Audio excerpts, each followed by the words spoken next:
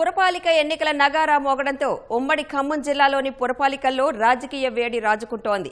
పట్టణ ఓటర్ల నాడి పట్టేందుకు ప్రధాన పార్టీలు చెమటోడుస్తున్నాయి.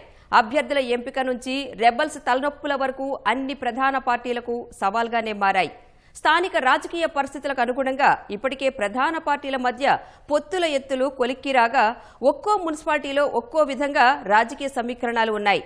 ఉభయ జిల్లాల నుంచి కొత్తగా పురపాలికలు ఆవిర్భవించడంతో తొలిసారి ఎన్నికలు జరుగుతున్న బల్దియాల్లో పాగా వేయడంపై ప్రధాన పార్టీలు ప్రత్యేక దృష్టి సారిస్తున్నాయి. మొత్తంగా 7 పురపాలికల్లో ఎన్నికల పోరు రసవత్రంగా మారుతోంది. రాష్ట్రంలో ఎక్కడా లేని విధంగా ఉమ్మడి ఖమ్మం జిల్లాలోని పురపాలికల్లో రాజకీయ సమీకరణాలు తెరపైకి వచ్చాయి. ఖమ్మం జిల్లాలోని 5, భద్రాద్రి కొత్తగూడెం జిల్లాలోని 2 బల్దియాల్లో పుర ఎన్నికల సమరం ఆద్యంతం ఆసక్తి రేపుతోంది. కొత్తగా మున్సిపాలిటీలుగా ఆవిర్భవించిన ఏదులాపురం, కల్లూరు మున్సిపాలిటీలకు తొలిసారి ఎన్నికలు జరుగుతున్నాయి. పాలేరు నియోజకవర్గంలో ఏదులాపురం మున్సిపాలిటీని 12 గ్రామ పంచాయతీలు కలిపి ఏర్పాటు చేశారు.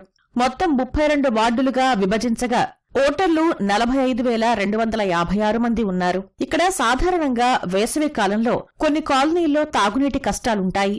శివారు కాలనీల్లో మిషన్ భగీరథ పైప్లైన్ వ్యవస్థ సక్రమంగా లేక స్థానికులు ఇబ్బందులు పడుతున్నారు.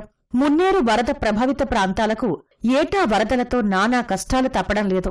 ఈసారి పురపాలక చైర్పర్సన్ పదవి ఎస్సీ మహిళకు రిజర్వ్ అయింది. ప్రధానంగా కాంగ్రెస్, బీఆర్ఎస్ మధ్య పోటీ ఉండగా సిపిఐ, సిపిఎం సైతం సత్తా చాటేందుకు కృషి చేస్తున్నాయి. బీఆర్ఎస్, టీడీపీ, సిపిఎం పొత్తులతో కలిసి ఎన్నికలకు వెళ్తున్నాయి. కాంగ్రెస్, సిపిఐ మధ్య పొత్తు కుదురుతుందని భావించినా చివరికి ఎవరికి వారే పోటీ చేస్తున్నారు.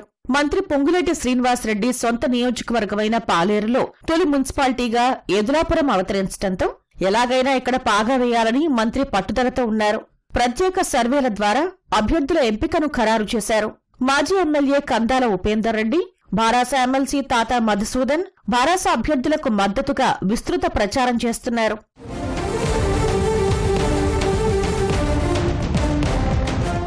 వైరా పురపాలికగా 2018లో ఆవిర్భవించింది. 2020లో తొలిసారి బీఆర్ఎస్ చైర్మన్ పీఠం దక్కించుకుంది. 20 వార్డులున్న మున్సిపాలిటీలో 24,789 మంది ఓటర్లు ఉన్నారు. చైర్మన్ పీఠం జనరల్ మహిళకు రిజర్వ్ అయింది. కాంగ్రెస్ ఒంటరిగా పోటీ చేస్తుండగా బీఆర్ఎస్, సిపిఎం జట్టుగా బరిలోకి దిగుతున్నాయి. కాంగ్రెస్ లో వర్గ విభేదాలు, అంతర్గత పోరు ఆ పార్టీకి తలనొప్పిగా ఉంది. డిప్యూటీ సీఎం మల్లు భట్టి విక్రమార్క ప్రధాన అనుచరుడు, మాజీ డీసీసీ అధ్యక్షుడు దుర్గాప్రసాద్ సతీమణి ఇందుమతి, పొంగులేటి ప్రధాన అనుచరుడు బొర్రా రాజశేఖర్ భార్య ఉమాదేవి చైర్మన్ రేసులో ఉన్నారు. కాంగ్రెస్ లో టికెట్ దక్కని ఆశావహుల్ని బీఆర్ఎస్ తమ పార్టీలో చేర్పించుకుంది. శివారు కాలనీలో ఏళ్లుగా సమస్యలు తిష్టవేసి ఉన్నాయి. మురుగునీటి వ్యవస్థ సక్రమంగా లేక ఇబ్బందులు తప్పటం లేదు. 4 ఏళ్లుగా సమీకృత మార్కెట్ పనులు ముందుకు సాగటం లేదు. వైరా నుంచి మధిర రోడ్లో విస్తరణ పనులు 12 కోట్లతో చేపట్టినా మధ్యలోనే నిలిచిపోయాయి.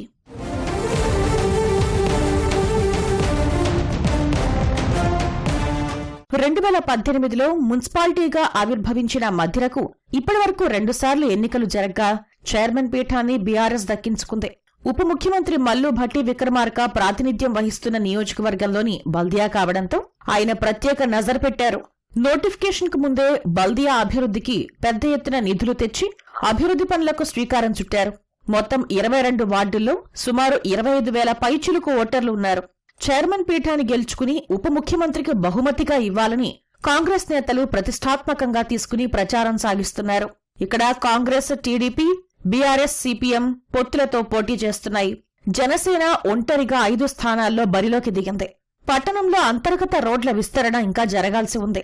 భూగర్భ డ్రైనేజీ వ్యవస్థ కోసం గుంతలు తవ్వటంతో అంతర్గత రహదారులు అధ్వానంగా తయారయ్యాయి. శివారు కాలనీలకు వర్షాకాలంలో ముంపు సమస్య తప్పటం లేదు. ఇందుకు ప్రధాన కారణమైన మధిర, అంబారీపేట పెద్ద చెరువు నుంచి నీరు కాలనీల్లోకి చేరకుండా రాతి కరకట్ట నిర్మించాల్సి ఉంది.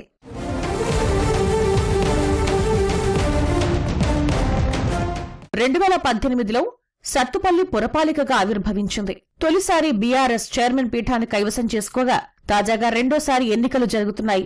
మొత్తం 23 వార్డులు ఉండగా పట్టణ జనాభా 45,000 మంది. బల్దియా చైర్మన్ పీఠం దక్కించుకునేందుకు కాంగ్రెస్ ఒంటరిగానే బరిలోకి దిగుతోంది. బీఆర్ఎస్, సిపిఎం కలిసి పోటీ చేస్తున్నాయి. భాజపా 22 వార్డుల్లో, జనసేన 8 స్థానాల్లో అభ్యర్థులను నిలిపాయి. పట్టణంలోని ఎన్టీఆర్ కాలనీ, వెంగళరావు నగర్ ప్రాంతాలు సింగరేణి ప్రభావిత ప్రాంతాలుగా ఉన్నాయి. ఇక్కడ నిత్యం సాగుతున్న బాంబు పేలుళ్ల ధాటికి ఇళ్లు దెబ్బతింటున్నాయని, శాశ్వత ప్రాతిపదికన ఇళ్లు నిర్మించి ఇవ్వాలని స్థానికులు డిమాండ్ చేస్తున్నారు. సత్తుపల్లి నియోజకవర్గంలోనే రెండో మున్సిపాలిటీగా కల్లూరు ఆవిర్భవించింది.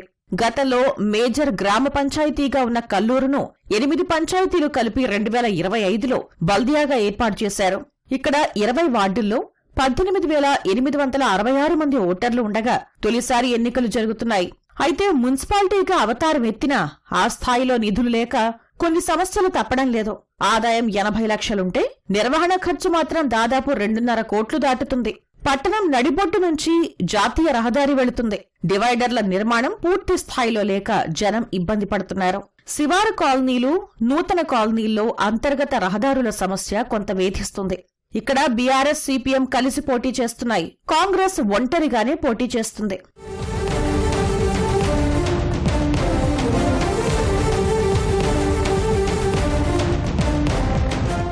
అశ్వారావుపేట పురపాలికకు కూడా తొలిసారి ఎన్నికలు జరుగుతున్నాయి. అశ్వారావుపేట, పేరాయిగూడెం, గుర్రాల చెరువు పంచాయతీలు కలిపి మొత్తం 22 వార్డులతో 2025లో పురపాలికగా ఆవిర్భవించింది. ఇక్కడ 16,850 మంది ఓటర్లు ఉన్నారు. కాంగ్రెస్, సిపిఎం కలిసి పోటీ చేస్తున్నాయి. బీఆర్ఎస్, టీడీపీ కలిసి పోటీ చేస్తున్నాయి. ఈ బల్దియాలోని శివారు కాలనీలు సమస్యల వలయంలో కొట్టుమిట్టాడుతున్నాయి. ప్రభుత్వ భూములు, గ్రామ కంఠాల్లో దశాబ్దాల క్రితమే ఇళ్లు నిర్మించుకున్న వారికి ఇప్పటికీ ఇంటి పట్టాలు లేక ఇబ్బందులు తప్పడం లేదు. పట్టణంలో మురుగునీటి వ్యవస్థ అస్తవ్యస్తంగా ఉంది. మరిన్ని అంతర్గత రహదారులు నిర్మించాల్సి ఉంది. మెరుపు కాలనీ దాదాపు 2 దశాబ్దాల క్రితం ఏర్పడినా ఇప్పటివరకు మంచినీటి వసతి సక్రమంగా లేదు. కాలనీలకు ఆనుకుని డంపింగ్ యార్డ్ ఉండడంతో దుర్వాసనతో రాత్రిళ్లు స్థానికులు ఇబ్బందులు పడుతున్నారు.